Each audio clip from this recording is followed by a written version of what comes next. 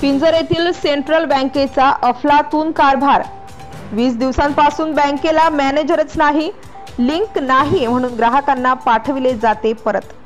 स्थानिक पिंजर शहरात central bank of India असून या बँकेमध्ये गेल्या 15 ते 20 दिवसांपासून मॅनेजर नाहीत। सदर मॅनेजर आणि त्यांच्या सहकाऱ्यांनी काही दिवसांपूर्वी कोटी रुपयांचा कबाडा केला असल्याची शहरात चर्चा आहे।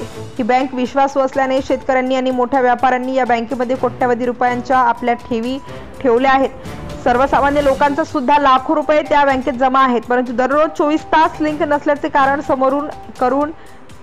समोर करून ग्राहकांना विड्रॉल दिला जात नाही, अशी या बँकेची स्थिती आहे। त्यामुळे बँकेत येणारे शेकडोंच्या वर ग्राहक विड्रॉल न मिळता त्यांना परत जावे लागत आहे।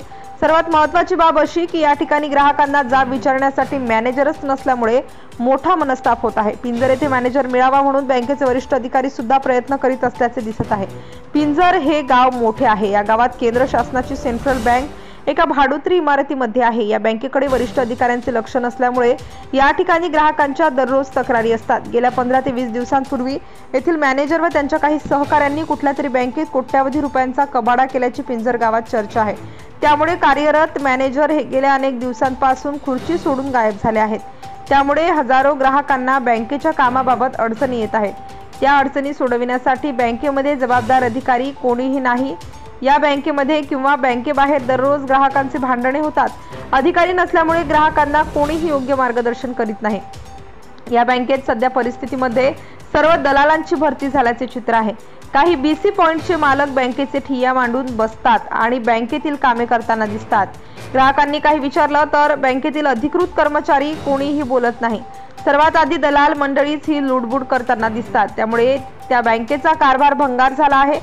या ठिकाणी लोकांची मोठी गैरसोय होत आहे। एक ना धड अन चिंध्या भारोभार असा काहीसा प्रकार या ठिकाणी सुरू असल्याचे ग्राहक सांगत आहेत। पिंजर सेंट्रल बँक ऑफ इंडिया मध्ये हजारो शेतकऱ्यांची आणि मोठ्या व्यापाऱ्यांची खाती आहेत। प्रदीप गावंडे, अकोला जिल्हा प्रतिनिधी। आपल्या परिसरातील ताज्या आणि महत्त्वाच्या बातम्या पाहण्यासाठी आजच आपल्या धुमाकूळ महाराष्ट्र न्यूजला YouTube वर सबस्क्राइब करा आणि बेल आयकॉन प्रेस करा।